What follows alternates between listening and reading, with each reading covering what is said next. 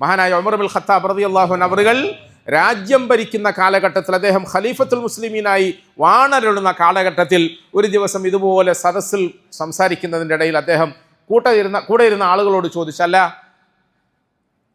സാധാരണഗതിയിൽ നമ്മുടെ കൂട്ടത്തിലൊക്കെ ഉണ്ടായിരുന്ന ഒരു ചെറുപ്പക്കാരനുണ്ടല്ലോ, ഷാം നിവാസിയായ ഇന്ന ആളുടെ മകൻ, എന്താ ഇപ്പോൾ കുറച്ചാളായിട്ട് ഓനെ കാണാത്തത്?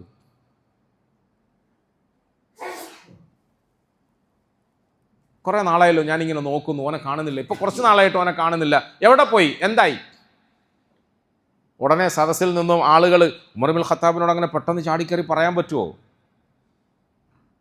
ഉമർ റളിയല്ലാഹു അൻഹു അവർക്ക് ഇഷ്ടമാകട്ടെ, പറയുന്ന നമ്മളോട് സിമ്പതി വരട്ടെ എന്നൊക്കെ വിചാരിച്ചുകൊണ്ട് ചില ആളുകൾ പറഞ്ഞു, ഖലീഫ ഓൻ്റെ കാര്യം പോക്കാ, ഖലീഫ ഓൻ്റെ കാര്യം എന്താ പോക്ക്? അതെങ്ങനെയപ്പോൾ നിങ്ങളോട് പറയാ? എന്താ പറയൂ? അതെ, അവൻ്റെ കൂട്ടുകെട്ടൊക്കെ മോശമായി, അവൻ മോശപ്പെട്ട പ്രവർത്തനങ്ങളിലേക്കൊക്കെ പോയി, എന്നിട്ടിങ്ങനെ എല്ലാം തുടങ്ങി, അവരവരുടെ കൂടെ എല്ലാം പോയി, മോശപ്പെട്ടു പോയി. എന്നിട്ട് അവന് മദീനയിൽ നമ്മളോടൊപ്പമൊക്കെ ജീവിച്ചാൽ അവൻ്റെ അടിച്ചുപൊളി അത്ര നടക്കൂല എന്ന് വിചാരിച്ചിട്ട് അവൻ ഷാമിലേക്ക് തന്നെ തിരിച്ചുപോയി. ഇവിടെ നമ്മൾ രണ്ടു മൂന്ന് കാര്യം ശ്രദ്ധിക്കണം. ഏതെങ്കിലും ഒരു പാവപ്പെട്ടവനവൻ്റെ ദുർബല നിമിഷത്തിൽ എന്തെങ്കിലും വഴികളിലേക്ക് പോയാൽ പള്ളീൻ്റെ ഉള്ളിലിരുന്നുകൊണ്ട് നമ്മളും അവനെക്കുറിച്ച് ഇങ്ങനെയൊക്കെയാണ് കമൻറ്റ് പറയും, അവൻ പണ്ടേ അങ്ങനെപ്പാ, അവന് നന്നാകാനും സാധ്യമൊന്നുമില്ല, നിങ്ങൾക്ക് കാറ്റ് പോയാൽ. എന്നോട് ചില ആളുകൾ ചോദിച്ചിട്ടുണ്ട്, എന്താ നിങ്ങളുടെ ഭാഷയിൽ നിങ്ങൾക്ക് കാറ്റായിപ്പോയാ നിങ്ങൾ വെറുതെ മെനക്കെടുന്ന്? ഉമർ ഇബ്നുൽ ഖത്താബ് റളിയല്ലാഹു അൻഹു അവറുകൾ ഈ ആളുകളുടെ വർത്തമാനങ്ങളെല്ലാം ഇങ്ങനെ ശ്രദ്ധിച്ചു. സദസ്സ് പിരിഞ്ഞു. അതിനുശേഷം അദ്ദേഹത്തിൻ്റെ ജോലിക്കാരിൽ നിന്നും ഒരാളെ അരികിൽ വിളിച്ചിട്ട് വെള്ളപ്പേപ്പർ കൊണ്ടുവരാൻ പറഞ്ഞു, എഴുത്തെഴുതാൻ വേണ്ടിയിട്ട്. എന്നിട്ട് അദ്ദേഹം ഒരു ലെറ്റർ തയ്യാറാക്കി. ലെറ്ററിനകത്ത് ദീർഘമായ സാഹിത്യവാക്കുകളൊന്നും ഉണ്ടായിരുന്നില്ല, കുറേ ഉപദേശങ്ങളൊന്നും ഉണ്ടായിരുന്നില്ല. വളരെ സിമ്പിളായി 2-3 വരികളിൽ അദ്ദേഹം ഒരു കത്ത് തയ്യാറാക്കി.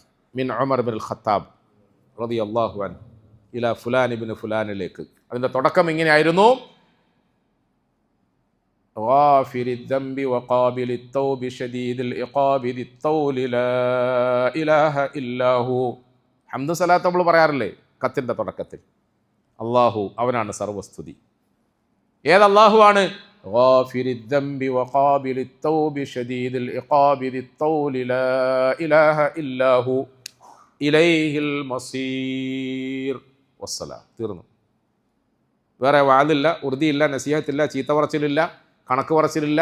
നിന്നെ ഞാനല്ലേ കൊണ്ട് നടന്നിട്ട് ഷവർമയും മറ്റുമൊക്കെ വാങ്ങിത്തന്ന് ഇത്രയും കാലം പോറ്റിയിട്ട് അവസാനം നാട്ടുകാരെ കൊണ്ട് എന്നെ കുറ്റം പറയിപ്പിക്കാൻ, ചീത്ത പറയിപ്പിക്കാൻ വേണ്ടി നീ വടക്കുതരത്തിൽ പോയടാ, ഇനി വാ നിന്നെ കാണിച്ചു തരാം. ഉമറിൻ്റെ സ്വഭാവത്തിനനുസരിച്ചിട്ട് അദ്ദേഹം സാധാരണ പറയുന്ന വാക്ക്, എൻ്റെ കൺമുമ്പിൽ കണ്ടാൽ അന്ന് ഒറ്റ കൊത്തിന് നിൻ്റെ തല ഞാൻ കൊത്തും എന്നല്ലേ പറയേണ്ടത്.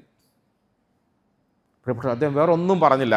ബിസ്മില്ലാഹിർ റഹ്മാനിർ റഹീം, ഒരു ചെറിയ കത്ത്, ഖുർആനിൻ്റെ പരിശുദ്ധമായ 2-3 വചനങ്ങൾ.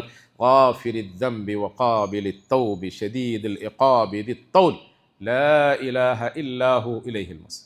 എന്നിട്ട് ഒരു പണിക്കാരനെ വിളിച്ചിട്ട് പറഞ്ഞു, ഇത് ഒട്ടിച്ചിട്ട് ഷാമിൽ വരെ നീ യാത്ര ചെയ്യണം, എന്നിട്ട് ആ ചെറുപ്പക്കാരൻ എവിടെയാണെന്ന് കണ്ടുപിടിക്കണം, അദ്ദേഹത്തിന് ഖലീഫ തന്നയച്ചതാണെന്ന് പറഞ്ഞു കൊടുക്കണം. ഈ പണിക്കാരൻ അവിടെ പോയി അന്വേഷിച്ച് പിടിച്ചപ്പം അദ്ദേഹത്തിൻ്റെ പുതിയ സുഹൃത്തുക്കളോടൊപ്പം ഇങ്ങനെ അടിച്ചു പൊളിച്ച് സുഖമായിട്ട് കഴിയും. വലിയ ജനക്കൂട്ടത്തിൻ്റെ ഇടയിൽ അടിച്ചു പൊളിച്ച് കഴിയാണ്. ഞാൻ മദീനത്തുനിന്ന് വരികയാണ്, ഉമർ റളിയല്ലാഹു അൻഹു ഖലീഫ അയച്ച ഒരു പ്രത്യേക പ്രതിനിധിയാണ്, എന്നെ കാണാനോ? നിങ്ങളെ കാണാൻ വേണ്ടിയിട്ട്. എന്താ കാര്യം? നിങ്ങൾക്കൊരു പ്രത്യേക കത്ത്. എനിക്ക് കത്ത് തരിക. എന്നെപ്പോലത്തെ വൃത്തികെട്ടവന്, കുടിയന്, പിടിയന്, മുടിയന്, ആ വൃത്തികേടുകളും കൊണ്ട് മദീനത്ത് നിൽക്കാൻ പറ്റാത്തതിൻ്റെ പേരിൽ നാട് വിട്ട് വന്ന എനിക്ക് ഉമർ കത്തയക്കുകയോ? എന്താമോ? അപ്പോൾ സ്വാഭാവികമായിട്ട് എന്താ വിചാരിക്കുക? കണ്ടുപിടിച്ച് കൈ കിട്ടിയ ഉടനെ അവൻ്റെ കഴുത്ത് കൊത്തണമെന്നായിരിക്കും അതിനകത്ത് ഉണ്ടാവുക. അദ്ദേഹം മെല്ലെ ആ കത്തിങ്ങനെ പൊട്ടിച്ചു വായിച്ചു. ആകെ 2-3 വരിയേ ഉള്ളെങ്കിലും വായിച്ചിട്ടും തീരുന്നില്ല. അദ്ദേഹം വാ വിട്ട് പൊട്ടിക്കരഞ്ഞു. ചങ്ങാതിമാരെല്ലാം ഇങ്ങനെ നോക്കിക്കുക, വാ വിട്ട് പൊട്ടിക്കരഞ്ഞു. എന്തുകൊണ്ടാണ് പൊട്ടിക്കരയുന്നത്?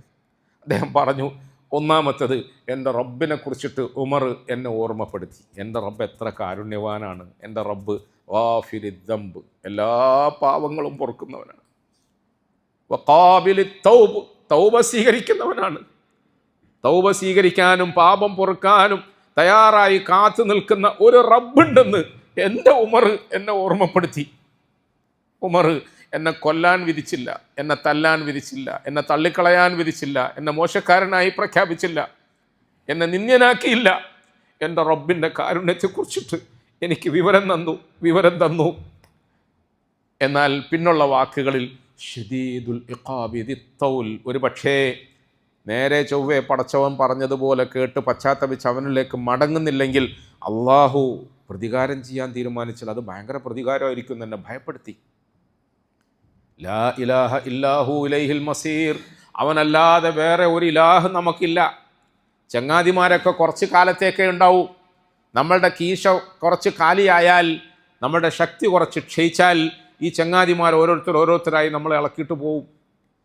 നമ്മളെ താലോലിക്കാനും നമുക്ക് ആശ്വാസം പകരാനും സമാധാനം പകരാനും ചിലപ്പം ഉമ്മയും ഉപ്പയും ഉണ്ടാവും. മോൻ എത്ര മുടിയനും കുടിയനും ആണെങ്കിലും ഉപ്പാക്കും ഉമ്മാക്കും മോനെ അങ്ങനെ കൈയൊഴിയാൻ കഴിയില്ല. ചിലപ്പോൾ പ്രിയപ്പെട്ടവരെ, ഉപ്പ മടുത്തിട്ട് ഇനി മേലാൽ എൻ്റെ മുമ്പിൽ വരരുതെന്ന് പറയുമ്പോഴും ഉപ്പ അറിയാതെ ഉമ്മ അവനെ മെല്ലെ മെല്ലെ മെല്ലെ താലോലിക്കുകയും സപ്പോർട്ട് ചെയ്യുകയും ഉണ്ണാൻ കൊടുക്കുകയൊക്കെ ചെയ്യും.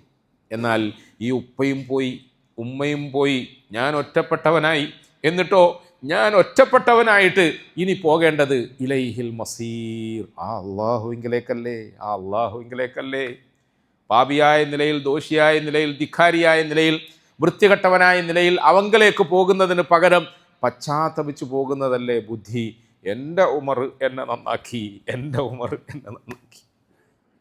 ഒരു പക്ഷേ ഇതിനു മുമ്പുണ്ടായിരുന്നതിനേക്കാളും സൽവൃത്തനായി, നല്ലവനായി ആ മനുഷ്യൻ തിരിച്ചു വന്നു. ഇതെന്തിൻ്റെ പേരിലാണ് പ്രിയപ്പെട്ടവരെ? എന്തിൻ്റെ പേരിലാണ്? നമ്മുടെ സമീപനങ്ങൾ നന്നാക്കണം, നമ്മുടെ പെരുമാറ്റം നന്നാക്കണം. നമ്മൾ കുഞ്ഞുങ്ങളോട്, പെണ്ണുങ്ങളോട്, കുടുംബത്തോട്, വീട്ടുകാരോട്, നാട്ടുകാരോട് ആ നിലയിൽ അടുത്തിടപഴകണം.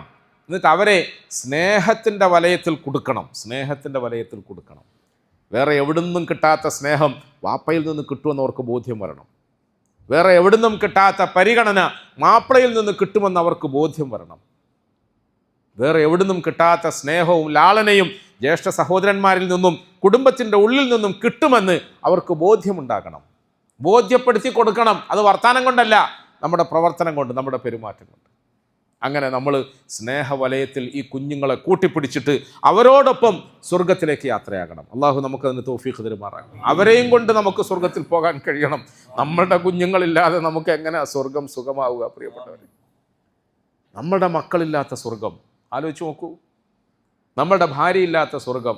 അത് പറയുമ്പോൾ എല്ലാവർക്കും ചിലപ്പോൾ ഇച്ചിരി വിഷമം ഉണ്ടാവും. ഭാര്യയില്ലെങ്കിലും വേണ്ടിയില്ല, ഓള് ഇവിടെ നരകാക്കിയിട്ട് അവിടെയും വന്നിട്ട് നരകാക്കാൻ നിൽക്കണ്ട. എന്നാലും പ്രിയപ്പെട്ടവരെ, നമ്മൾ ശരിക്കും ഒറ്റയ്ക്കിരുന്ന് ചിന്തിച്ചു, പടച്ചവനെ, ഞാനിങ്ങനെ സ്നേഹിക്കുന്ന, താലോലിക്കുന്ന എൻ്റെ പ്രിയപ്പെട്ട മകന്, മകള്, മകൻ്റെ മക്കള്, മകളുടെ മക്കള്, ഇവരൊന്നും ഇല്ലാതെ ഞാൻ സ്വർഗത്തിൽ പോയി എന്ത് ചെയ്യാനാ? അല്ലേ, എന്ത് ചെയ്യാനാ? കുറച്ചും കൂടി കടുപ്പമായി ചിന്തിച്ചു നോക്ക്. അള്ളാഹു നമ്മളെയൊക്കെ കാത്തുരക്ഷിക്കുമാറാകട്ടെ. ഞാൻ സ്വർഗത്തിലും എൻ്റെ ഈ പ്രിയപ്പെട്ടവർ അപ്പുറം നരകത്തിലുമായി പോയാൽ ഞാൻ എന്ത് ചെയ്യും? എങ്ങനെ സഹിക്കും? അതുകൊണ്ട് എനിക്കെൻ്റെ പ്രിയപ്പെട്ടവർ എന്നോടൊപ്പം ഉണ്ടാകണം. അതിന് ഞാൻ അവരിൽ പരിശ്രമിക്കണം, ഞാൻ അവരിൽ അധ്വാനിക്കണം, അവരെ അള്ളാഹുവിലേക്ക് അടുപ്പിക്കാൻ ശ്രമിക്കണം. അതിന് എൻ്റെ പ്രവർത്തനം, പെരുമാറ്റം കാരണമാകണം. എൻ്റെ പ്രസംഗം കാരണമാകണമെന്നല്ല, എൻ്റെ പെരുമാറ്റം കാരണമാകണം. അല്ലാഹു സുബ്ഹാനഹു വ തആല ആ നിലയിൽ നമ്മുടെ കുടുംബത്തെ കൂട്ടിപ്പിടിച്ചുകൊണ്ട് സ്വർഗപ്രവേശനത്തിന് ഭാഗ്യം കിട്ടുന്നവരിൽ നമ്മളൊക്കെ പെടുത്തി അനുഗ്രഹിക്കുമാറാകട്ടെ. ഈ റമളാനിൻ്റെ ഇത്ഖും മിനന്നാർ അല്ലാഹു തആല പ്രഖ്യാപിക്കുമ്പോൾ എൻ്റെയും എൻ്റെ കുടുംബത്തിൻ്റെയും ഞാനുമായി ബന്ധപ്പെട്ട എല്ലാവരുടെയും പരടികളെ അള്ളാഹു തആല നരകത്തിൽ നിന്ന് മോചിപ്പിക്കുമാറാകട്ടെ. സ്വർഗപ്രവേശനം നൽകുമ്പോൾ അള്ളാഹു നമുക്കെല്ലാവർക്കും സ്വർഗപ്രവേശനം നൽകി സന്തോഷിപ്പിക്കുമാറാകട്ടെ. ദുസ്വഭാവങ്ങളിൽ നിന്നും, ദുർഗുണങ്ങളിൽ നിന്നും, ദുർവഴികളിൽ നിന്നുമൊക്കെ അള്ളാഹു നമ്മളെല്ലാവരെയും കാത്തുരക്ഷിക്കുമാറാകട്ടെ. വആഖിറു ദഅവാനാ അനിൽ ഹംദുലില്ലാഹി റബ്ബിൽ ആലമീൻ.